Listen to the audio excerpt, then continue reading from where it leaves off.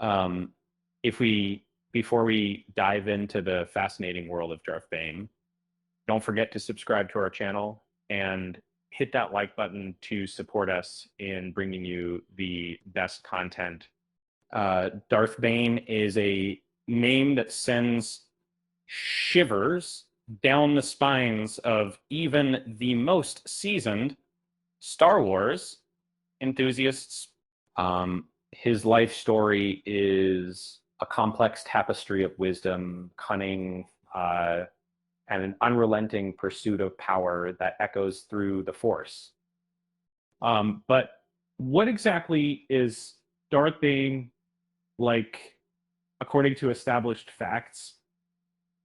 Darth Bane's tale stems from the Star Wars Legends timeline, where much of his backstory was detailed in Drew Karpyshyn's highly acclaimed Darth Bane trilogy of books, Glory. Interestingly, Darth Bane actually has roots in George Lucas's plans for Star Wars Episode 1, The Phantom Menace. In the novelization of The Phantom Menace by Terry Brooks, Darth Bane was initially introduced based on a backstory created by George Lucas. The intention behind Bane's mention was to delve into the history of the Sith and explain why the Jedi believed they had become extinct. While some aspects align with canon, there are also significant differences. Here's what we currently understand about Darth Bane in the Star Wars universe. But the Darth Bane lived like 1,000 years before the Skywalker saga, and he hailed from the planet Morabond, or Korriban, where he emerged as a powerful Sith Lord.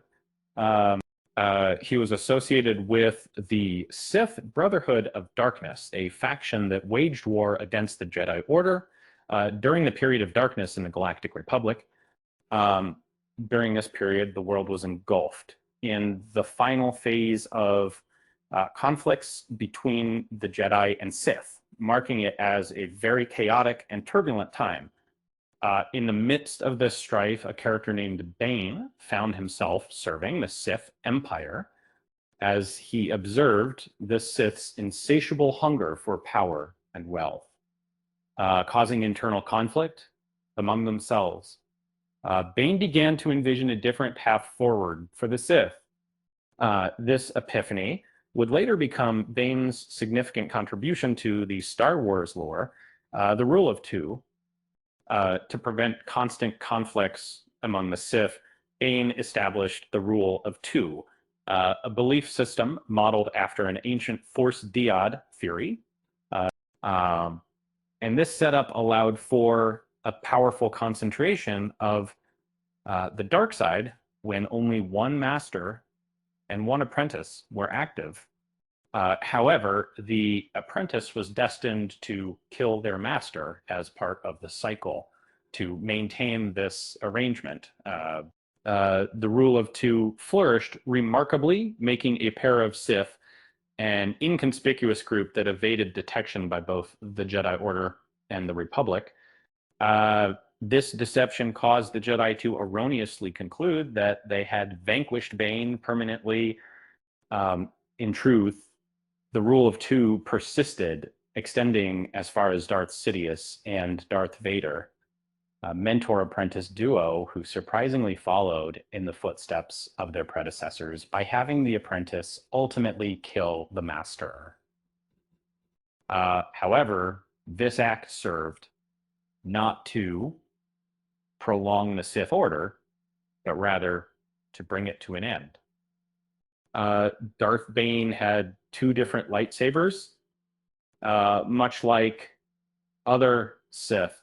Darth Bane utilized a lightsaber in battle. His armor, unique with its silver and gold accents, matched his equally distinctive silver and gold lightsaber. The emitter of this saber was pure gold, while the blade maintained the traditional crimson hue, this lightsaber, though seemingly ordinary, was fitting for a Sith Lord, as powerful as Bane. However, there was an exception to the rule of two, another aspect to consider. Bane's lightsaber staff was significantly longer than standard models, resembling the Darksaber.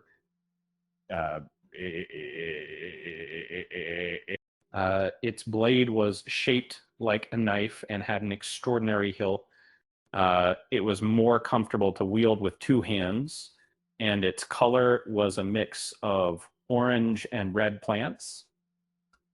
This weapon was designed for Bane's spectral-like appearance in Star Wars: The Clone Wars, but it never appeared on screen. The Jedi wiped out the Sith and ended the reign of Darth Bane. Following the occurrences in The Empire Strikes Back, Luke Skywalker journeys to a place known as the Gaussian Living Sea, where he connects with ancient Jedi spirits. One of these Jedi, named Azarman, hailing from the High Republic period, shares Luke's history about the Jedi and their victory over Sith Lord Darth Bane. To clarify, Man explains that the Jedi brought an end to the rule of Sith Lord Darth Bane. It is confirmed in the established canon that at some point Darth Bane held authority over a military force, possibly together with his apprentice. However, the details of this power structure remain unknown. And this instance also deviates from the Legends narrative, as it suggests that Darth Bane and the Sith Order were believed to have been vanquished by the Jedi, with being the last known Sith Lord. I said that Darth Bane was killed by his apprentice, Darth Zana. A significant aspect of the Bane's Legends tale involves Darth Zana, a young disciple whom he brings into his fold from the planet Somov, writ in the Darth Bane. And this element has been maintained in the canon. However, her background within the canon remains undefined. All we have learned is that she was indeed his apprentice and ultimately ended up slaying Bane to claim the title of Lord of the Sith. After the Jedi's conflicts with the Sith, it was uncertain whether Zana had survived. However, she managed to acquire a student to carry on Bane's teachings. Indirectly, Bane's Sith spirit referenced Zana in the Clone Wars, confirming her role in Bane's tale. Although Xana's name appears in certain questionable reference books, it has yet to be explicitly stated in canon following a reader spirit, or consequently, there remains a possibility for change. Darth Bane seems to have died on Moraband, and his spirit lived there. In simpler terms, we can say that the primary way Bane was featured in the Star Wars main storyline was as a Sith ghost in the 6th season of the Clone Wars. During a spiritual journey initiated by Qui-Gon Jinn's spirit, Yoda travels to Moraband, the old Sith capital. There he discovers a tomb and encounters the ghost of Bane, who attempted to intimidate and threaten Yoda, but the wise Jedi Master remained unfazed. It's plausible that Bane was slain by Zana on Moraband itself, considering how Sith spirits usually linger in places or objects of significance after their death. since Bane was buried in a tomb that Yoda visited on Moraband, it implies someone performed the burial.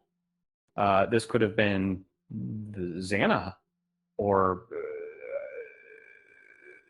other Sith cultists, such as the Sith Eternal, newer faction introduced in Star Wars. And that's a wrap on Darth Dane's fascinating story.